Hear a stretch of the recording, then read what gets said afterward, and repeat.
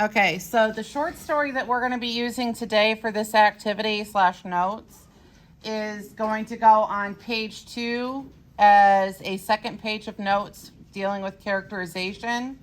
So on your reader response journal index, you should update that to say fish cheeks. That's what the name of it is. Fish cheeks.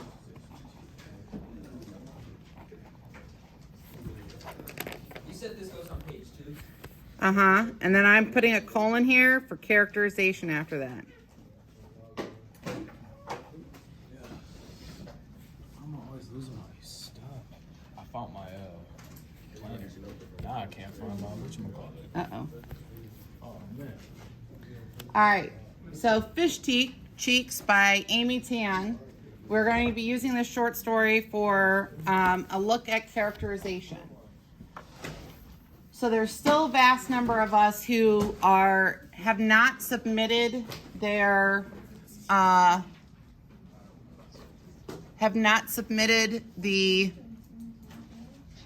let's see if it'll let me zoom in. Well, all right. So have not submitted the reader response journal because they haven't had any quotes yet. For some people, that may be because they have not been keeping up on their reading. For other people, it's because they are struggling with understanding what they need to be putting in for the reader response journal. I think somebody took it. I'm not gonna lie. I think somebody took it. Did you look in the cabinet? The cabinet. Okay. Wait, which cabinet? The one over there behind Nia. All right. So up in the corner up here, I have provided you with like a little key for the different types of character traits that we are supposed to be looking for as we are reading. I tried to include the emojis on them, but clearly when I shrunk it down to fit it into your reader response journal, it got a little sketchy there because it got like kind of blurred. So the brains here are next to dreams and aspirations. What's next to witness and trauma is supposed to be a little eyeball. There's supposed to be a mouth next to beliefs. The hand next to action came out nice, but the one next to conflicts did not. Then, of course, the heart for desire and relationships. The ears for advice and secrets. And the foot for where they've been, aka growth. How have they grown or changed as a result of this experience? So I'm going to go ahead and read the short story. And then what I'm going to do is I'm going to take this first chunk of the story and I'm going to model for you guys how to kind of think through as you're reading what you could use for quotes. All right. So the story says, I fell in love with the minister's son the winter I turned 14. He was not Chinese, but as white as Mary in the manger. For Christmas, I prayed for this blonde-haired boy, Robert, and a slim new American nose. When I found out that my parents invited the minister's family over for Christmas Eve dinner, I cried. What would Robert think of our shabby Chinese Christmas? What would he think of our noisy Chinese relatives who lacked proper American manners? What terrible disappointment would he feel upon seeing not a roasted turkey and sweet potatoes, but Chinese food? On Christmas Eve, I saw that my mother had outdone herself in creating a strange menu. She was pulling black veins out of the backs of fleshy prawns. The kitchen was littered with appalling mounds of raw food, a slimy rock cod with bulging fish eyes that pleaded not to be thrown into a pan of hot oil. Tofu, which looked like stacked wedges of rubbery white sponges, a howl soaking dried fungus back to life, a plate of squid, their backs crisscrossed with knife markings so that they resembled bicycle tires. And then they arrived, the minister's family and all of my relatives in a clamor of doorbells and rumpled Christmas packages. Robert grunted hello, and I pretended he was not worthy of his existence. Dinner threw me deeper into despair. My relatives licked the ends of their chopsticks and reached across the table, dipping them into the dozen or so plates of food. Robert and their family waited patiently for platters to be passed to them. My relatives murmured with pleasure when my mother brought out the whole steamed fish. Robert grimaced, and my father poked his chopsticks just below the fish eye and plucked out the soft meat. Amy, your favorite, he said, offering me the tender fish cheek. I wanted to disappear. At the end of the meal, my father leaned back and belched loudly, thanking my mother for her fine cooking. It's polite Chinese custom to show you are satisfied, explained my father to our astonished guests. Robert was looking at his plate with a reddened face. The minister managed to muster up a quiet burp. I was stunned into silence for the rest of the night.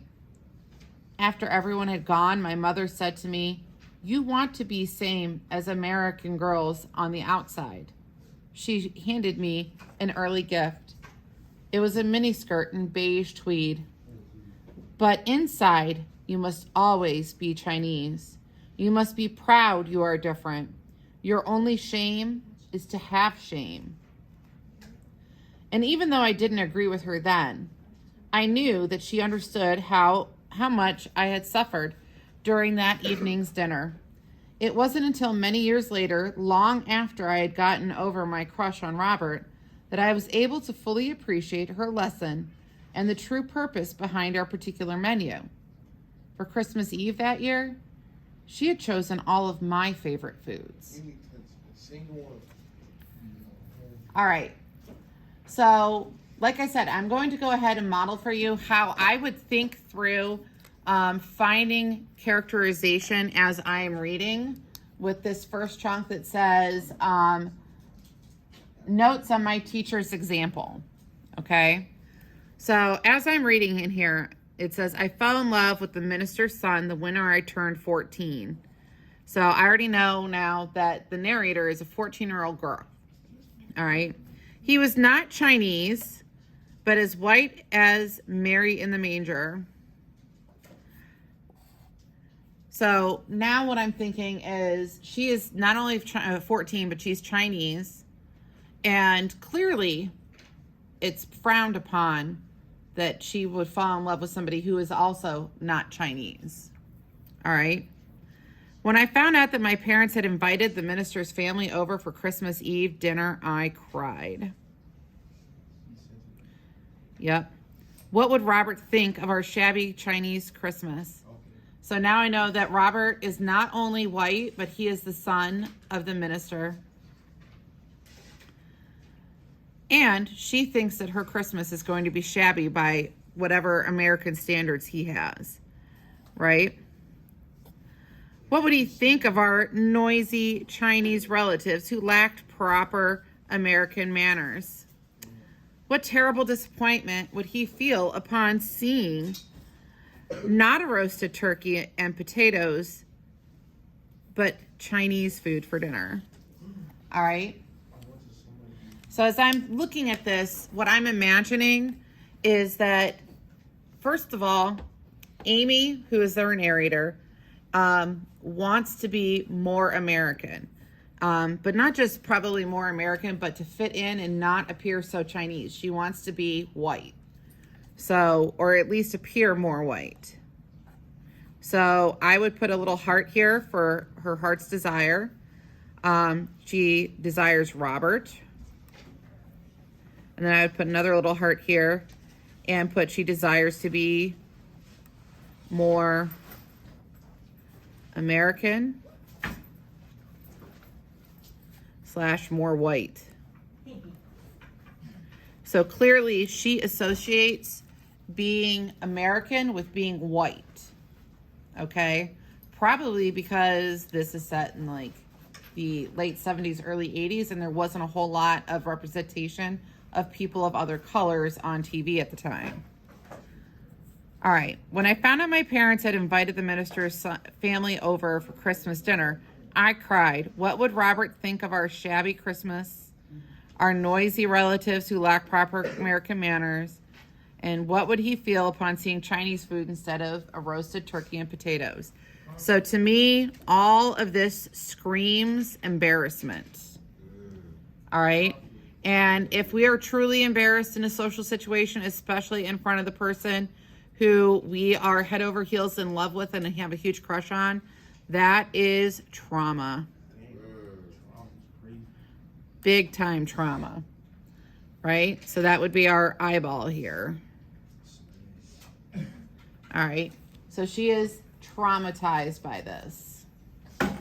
So now I have been able to identify at least 2 or 3 different quotes that I could use in my reader response journal to characterize Amy. So what I'm going to do is you'll see that at your tables, each one of you has a balloon with a number stuck on it.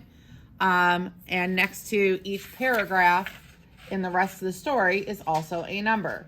So the people at your table are going to discuss the paragraph that goes with that number. I'm going to put up a timer for about 5 minutes.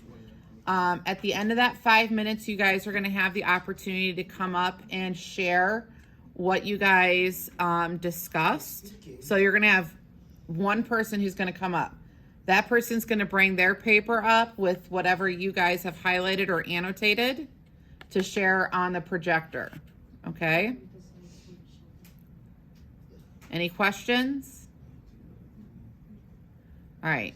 Then I'm going to set a timer for 5 minutes and I'll put that up on the projector too. Thank you. In the first part, basically, I highlighted what I did because it's just explaining what she was saying when she went in the kitchen. And then I highlighted the minister's family and Robert because apparently she has some sort of relationship with them. That's about it. Does anybody have any questions?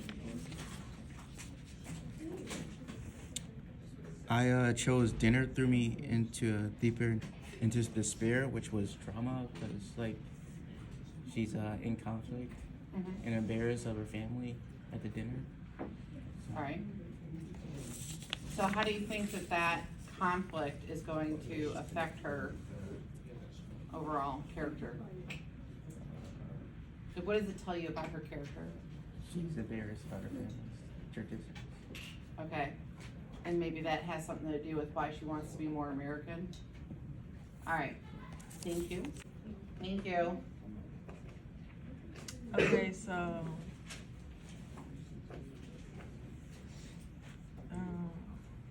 this is showing her reaction to him having no manners, basically. Is that all? So what character traits did you think that this showed us? I don't know. Rude. Is that a character trait? All right, so is this a conflict for her, or is this like some of her beliefs? I guess conflict, because Okay. it's happening. All right, so a conflict because she's feeling embarrassed. Yeah. Is it also part of the belief system because she's kind of trying to keep one foot in her Chinese world and one foot in her American world? Yeah.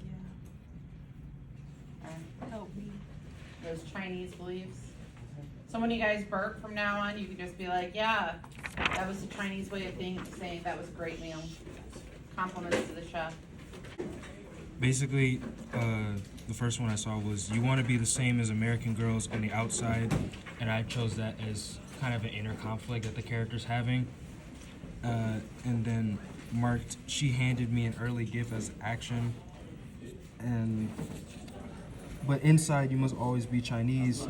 I wasn't sure whether to label that as a belief that was being passed from a mother to her child or advice, so I just did both.